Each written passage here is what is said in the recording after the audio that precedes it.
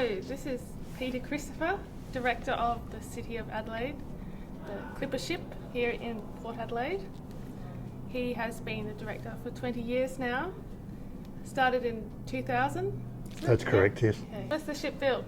The City of Adelaide was purpose-built in 1864 in Sunderland, northeast England. It was purpose-built to bring people to Adelaide, and it was a luxury passenger ship at the time it was constructed. It did 23 return journeys. The vessel was capable of carrying up to 300 passengers at a time and carried men, women and children over that period.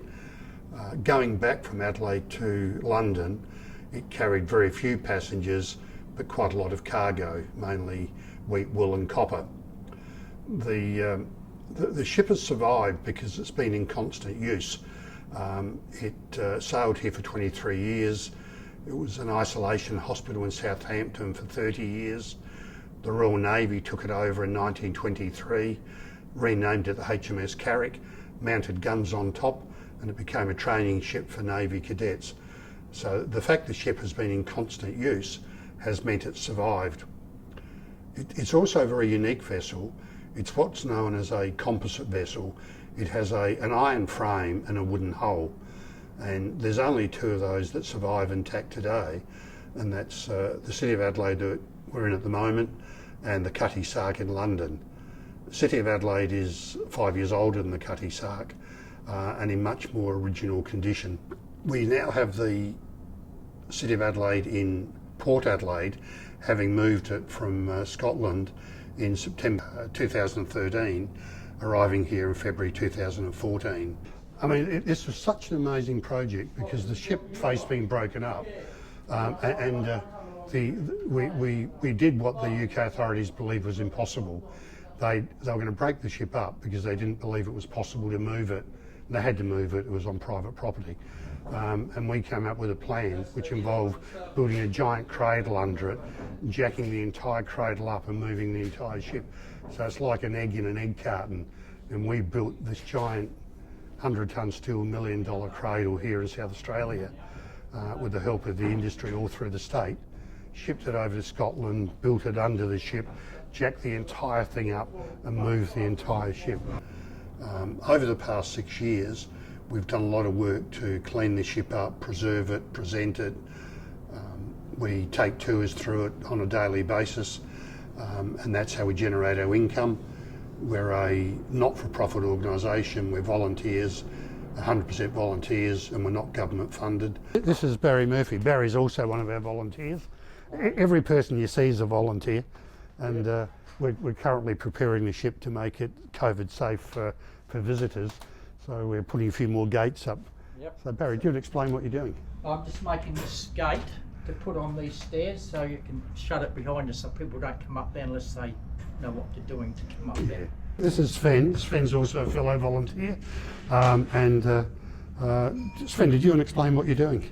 Well, I'm making these ceiling boards, so cutting up the actual wood.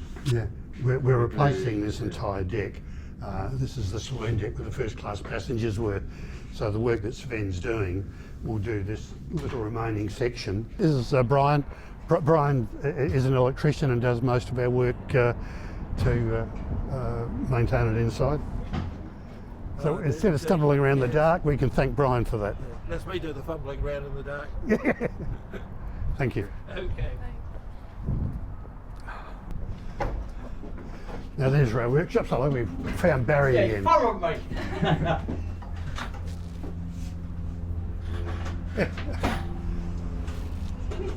Now, sorry, James, are you right to be photographed as you're moving around? Yeah, It's all good. James is our most recent volunteer. He's stranded here in Adelaide because of what's going on at the moment and has been with us about a week now. Yeah, something like that. Yeah. This is Ian, who's another volunteer. Hi, how are you? Can you explain what you do?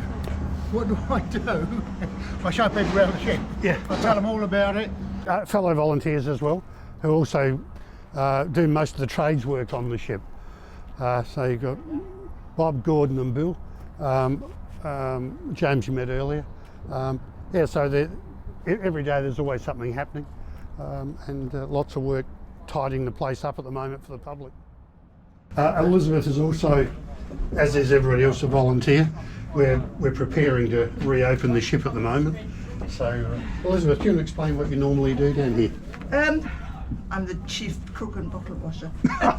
She's much more than that. No, I come in one day a week, usually on a Wednesday, and we meet and greet, we talk to people, we tell them the story, and then if we can cajole them into doing a tour, then we take them aboard and we bring it all to life for them.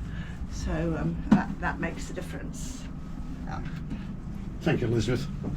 Can you, Graham, I'll catch you in the video as well. Can you Yeah, explain what you're doing? What am I doing? I'm vacuuming the 2 containers because they've been unused for quite a considerable time. I don't think I'm shifting many germs, but I'm at least shifting a bit of dust. Thank you. My name's Russell Penny. I'm a volunteer at the City of Adelaide Clipper Ship, and I've been spending a bit of time making models of the City of Adelaide and other relevant ships. We're a 100% volunteer organisation. We have no paid staff, it's a great level of enthusiasm from a lot of people. Even though we're a volunteer organisation with no paid staff, we do have significant expenses in maintaining and repairing the ship. So all the money we generate through tours and donations all goes towards furthering this project. And so the work that we do really depends on how much money we generate. So in the future going forwards, if we get a certain amount of money, we'll be able to put up a mast. If we get other money, we'll be able to put up a cabin. Now, we've had one woman, Pam Whittle, who is the great-granddaughter of the ship's first captain, Captain David Bruce, who's given us a very significant donation to build replica captain's quarters. So once again, we rely on donations, which we can use for very important developments. Beautiful clipper bow. The wooden ships before had a bow like that went through the water very slowly.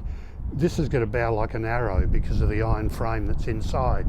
So instead of doing 4 or 5 knots, this could do 17. So this could travel very, very fast. This is the rudder of the ship. We'll eventually mount it back on the stern of the vessel. It's not the original one. The original was lost in a storm in 1877, and this replacement one was built here on the Port River at Fletcher Slip, remounted to the ship, which then resumed its journey back to England.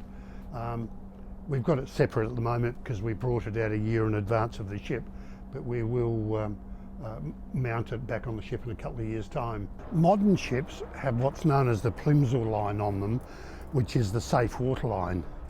On this ship, it was built before Plimsoll, and what they had was this, which was known as Lloyd's rule. So you have the L and the R, and that was the safe water line of the ship. Everything below that could be underwater, and the ship was still regarded as safe. Now, these square windows didn't exist when the ship was sailing. They were cut in 1893 when it became a hospital ship. So it was no longer sailing, and that was to allow light and air inside the ship for the patients and the nursing staff. So when the ship was sailing, that was complete, but everything below that could be underwater. And you can actually see the nail holes come right up to here. So the copper came right up to this level.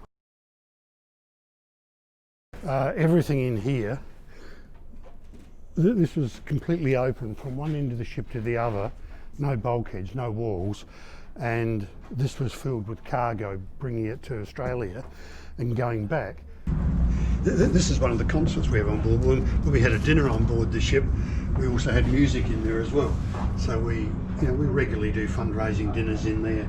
We do kids' activities, and so we rely on people coming through to appreciate the history of the ship, but also to generate our income. There is a tremendous amount of social history associated with the ship as well, because of the fact that there's something like 250,000 people in Australia who can trace their heritage back to this vessel, to people who travelled out on this ship as either passengers or crew.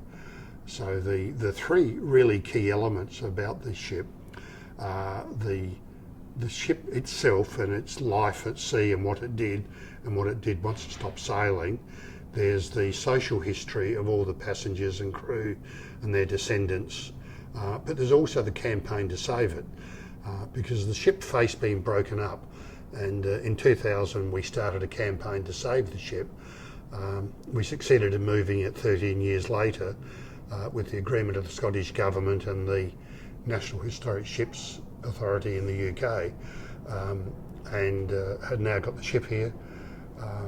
In the next couple of years we'll continue to work on it and then move it on to land here at Dock 2, where it'll be the centrepiece of a seaport village.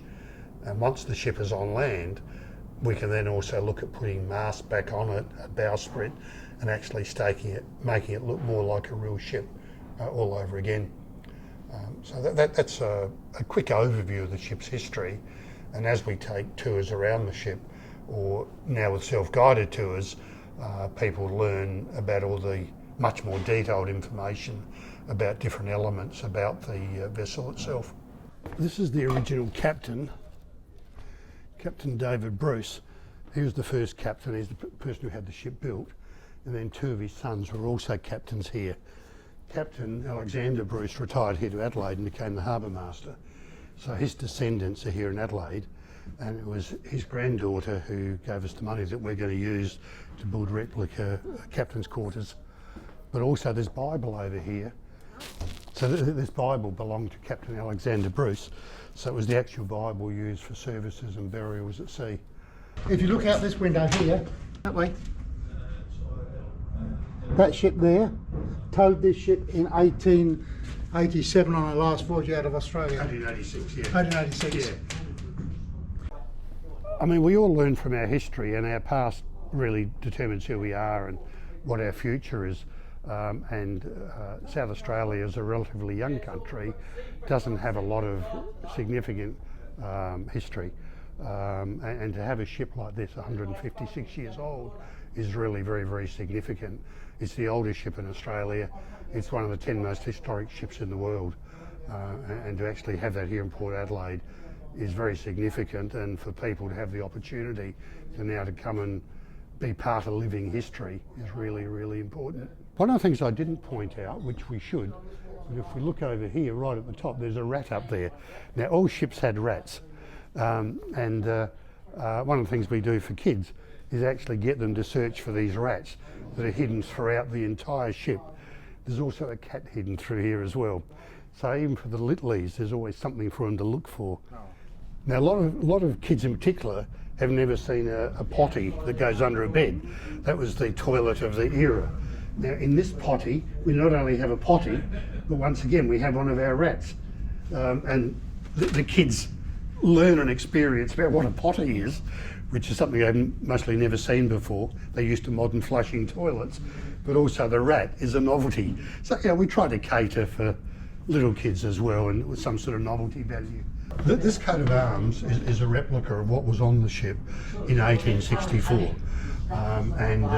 You have the Lion of England, the Kangaroo of Australia, you have the sailing ships, the sheep, the cattle, the wheat, which are important to here, but also a miner's pick for the copper that was being mined. We have one of these that's also mounted on the stern of the vessel now. That was commissioned by the Adelaide City Council for us, because their official name is also City of Adelaide. We'd certainly encourage people to come and visit the ship. We're open daily.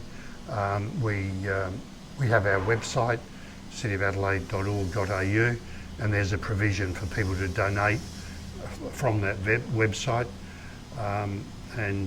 We, as I said, we rely on income from the public, so donations are always appreciated.